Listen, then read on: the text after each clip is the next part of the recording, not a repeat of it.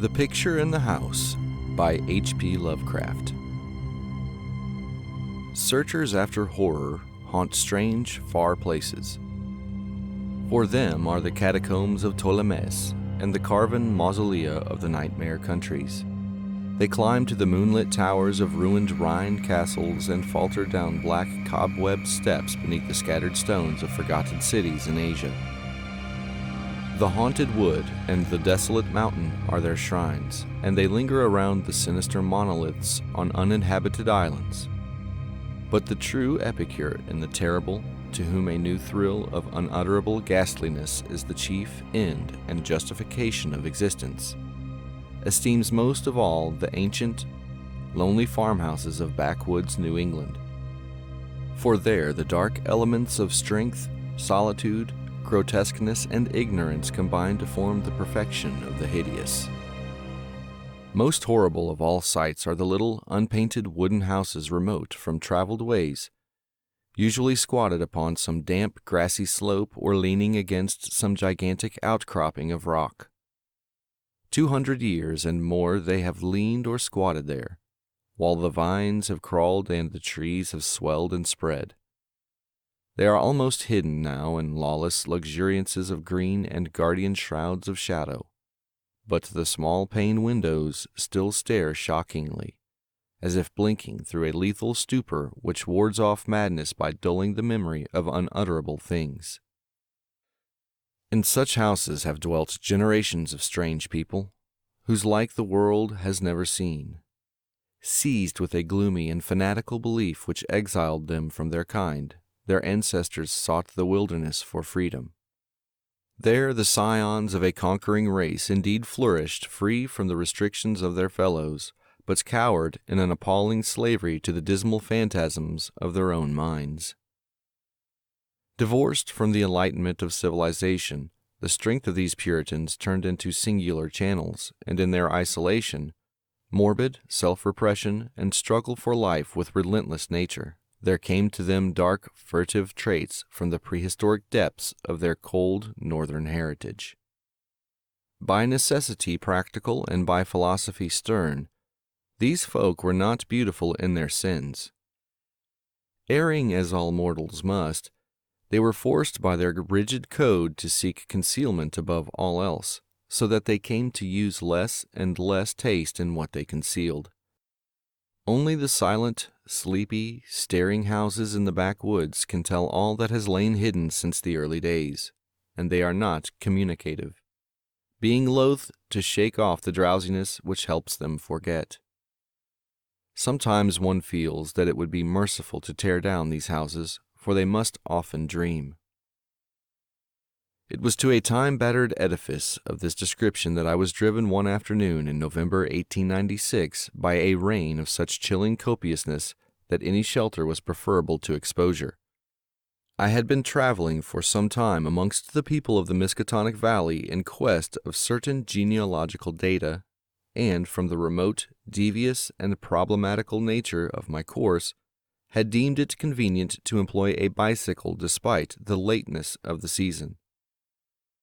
Now I found myself upon an apparently abandoned road which I had chosen as the shortest cut to Arkham, overtaken by the storm at a point far from any town, and confronted with no refuge save the antique and repellent wooden building which blinked with bleared windows from between two huge leafless elms near the foot of a rocky hill. Distant though it was from the remnant of a road, the house none the less impressed me unfavorably the very moment I espied it. Honest, wholesome structures do not stare at travelers so slyly and hauntingly. And in my genealogical researches I had encountered legends of a century before which biased me against places of this kind. Yet the force of the elements was such as to overcome my scruples, and I did not hesitate to wheel my machine up the weedy rise to the closed door which seemed at once so suggestive and secretive. I had somehow taken it for granted that the house was abandoned, yet as I approached it I was not so sure, for though the walks were indeed overgrown with weeds, they seemed to retain their nature a little too well to argue complete desertion. Therefore, instead of trying the door, I knocked, feeling as I did so a trepidation I could scarcely explain. As I waited on the rough, mossy rock which served as a doorstep, I glanced at the neighboring windows and the panes of the transom above me, and noticed that although old, rattling, and almost opaque with dirt, they were not broken. The building, then, must still be inhabited, despite its isolation and general neglect. However, my rapping evoked no response, so after repeating the summons I tried the rusty latch and found the door unfastened. Inside was a little vestibule with walls from which the plaster was falling, and through the doorway came a faint but peculiarly hateful odor. I entered, carrying my bicycle, and closed the door behind me. Ahead rose a narrow staircase, flanked by a small door probably leading to the cellar, while to the left and right were closed doors leading to rooms on the ground floor. Leaning my cycle against the wall, I opened the door at the left and crossed into a small, low-ceiled chamber but dimly lighted by its two dusty windows and furnished in the barest and most primitive possible way.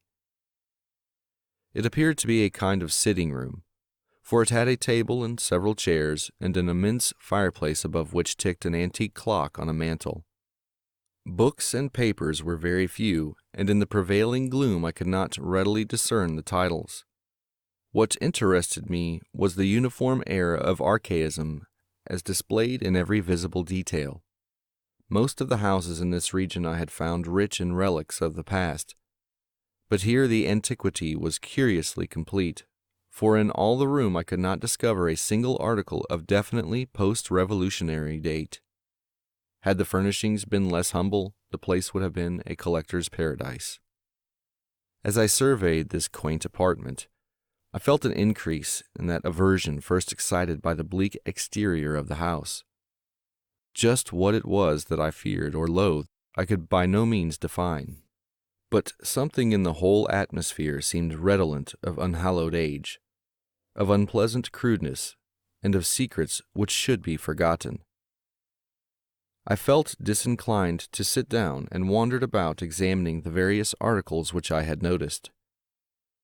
The first object of my curiosity was a book of medium size lying upon the table and presenting such an antediluvian aspect that I marveled at beholding it outside a museum or library.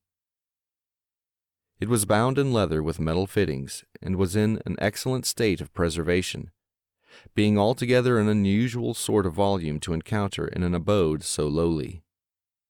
When I opened it to the title page, my wonder grew even greater, for it proved to be nothing less rare than Pigafetta's account of the Congo region, written in Latin from the notes of the sailor Lopez and printed at Frankfurt in 1598. I had often heard of this work, with its curious illustrations by the brothers de Bry, hence for a moment forgot my uneasiness in my desire to turn the pages before me. The engravings were indeed interesting, drawn wholly from imagination and careless descriptions, and represented Negroes with white skins and Caucasian features. Nor would I soon have closed the book had not an exceedingly trivial circumstance upset my tired nerves and revived my sensation of disquiet. What annoyed me was merely the persistent way in which the volume tended to fall open of itself at plate 12. Which represented in gruesome detail a butcher's shop of the cannibal Nzike. I experienced some shame at my susceptibility to so slight a thing, but the drawing nevertheless disturbed me, especially in connection with some adjacent passages descriptive of Anzique gastronomy. I had turned to a neighboring shelf and was examining its meager literary contents, an 18th century Bible, a Pilgrim's Progress of like period, illustrated with grotesque woodcuts and printed by the almanac maker Isaiah Thomas, the rotting bulk of Cotton Mather's Magnolia Christi Americana, and a few other books of evidently equal age, when my attention was aroused by the unmistakable sound of walking in the room overhead. At first astonished and startled, considering the lack of response to my recent knocking at the door, I immediately afterward concluded that the walker had just awakened from a sound sleep and listened with less surprise as the footsteps sounded on the creaking stairs. The tread was heavy, yet seemed to contain a curious quality of cautiousness, a quality which I disliked the more because the tread was heavy. When I had entered the room, I had shut the door behind me.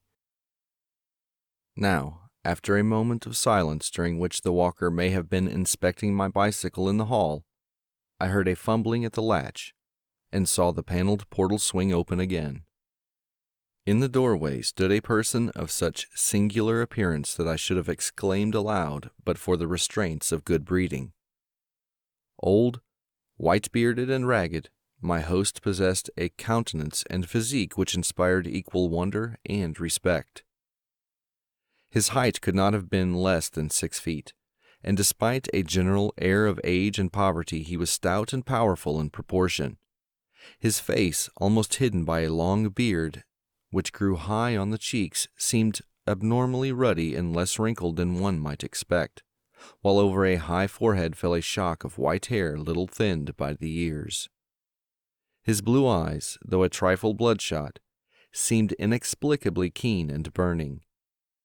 But for his horrible unkemptness, the man would have been as distinguished-looking as he was impressive.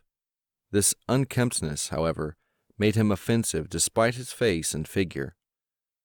Of what his clothing consisted I could hardly tell, for it seemed to me no more than a mass of tatters surmounting a pair of high, heavy boots, and his lack of cleanliness surpassed description.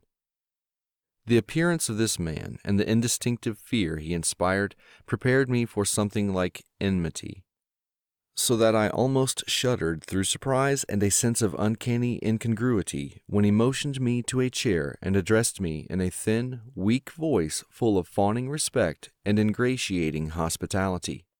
His speech was very curious, an extreme form of Yankee dialect I had thought long extinct, and I studied it closely as he sat down opposite me for conversation. "Catched it in the rain, be ye?" he greeted. "Glad ye was nigh the house and hed the sense to come right in. I'll calculate I was asleep, else I'd heard ye. I ain't as young as I used to be, and I need a powerful sight o' naps nowadays. Travelin' fur. I hain't seed many folks long this road since they took off the Arkham stage." I replied that I was going to Arkham, and apologized for my rude entry into his domicile, whereupon he continued, "Glad to see ye, young sir. New faces is scarce around here, and I hain't got much to cheer me up these days. Guess you hail from Boston, don't ye? I never been thar, but I kin tell town man when I see him. We had one for district schoolmaster in '84, but he quit suddent, and no one never heard on him since." Here the old man lapsed into a kind of chuckle and made no explanation when I questioned him. He seemed to be in an aboundingly good humor, yet to possess those eccentricities which one might guess from his grooming. For some time he rambled on with an almost feverish geniality, when it struck me to ask him how he came by so rare a book as Pigafetta's Regnum Congo. The effect of this volume had not left me, and I felt a certain hesitancy in speaking of it, but curiosity overmastered all the vague fears which had steadily accumulated since my first glimpse of the house. To my relief, the question did not seem an awkward one, for the old man answered freely and volubly. "Oh, that a Fricky book. Captain Ebenezer Holt traded me that in '68. Him as was kilt in the war." Something about the name of Ebenezer Holt caused me to look up sharply. I had encountered it in my genealogical work, but not in any record since the Revolution. I wondered if my host could help me in the task at which I was laboring, and resolved to ask him about it later on. He continued, "Ebenezer was on a Salem merchantman for years and picked up a sight of queer stuff in every port. He got this in London, I guess. He uster liked to buy things at the shops. I was up to his house on the hill trading hosses, when I see this book. I relished the pictures, so he gave it in on a swap. 'Tis a queer book. Here, leave me get on my spectacles." The old man fumbled among his rags, producing a pair of dirty and amazingly antique glasses with small octagonal lenses and steel bows. Donning these, he reached for the volume on the table and turned the pages lovingly. "Ebenezer could read a little of this, 'tis Latin, but I can't. I had 2 or 3 schoolmasters read me a bit, and Passon Clark.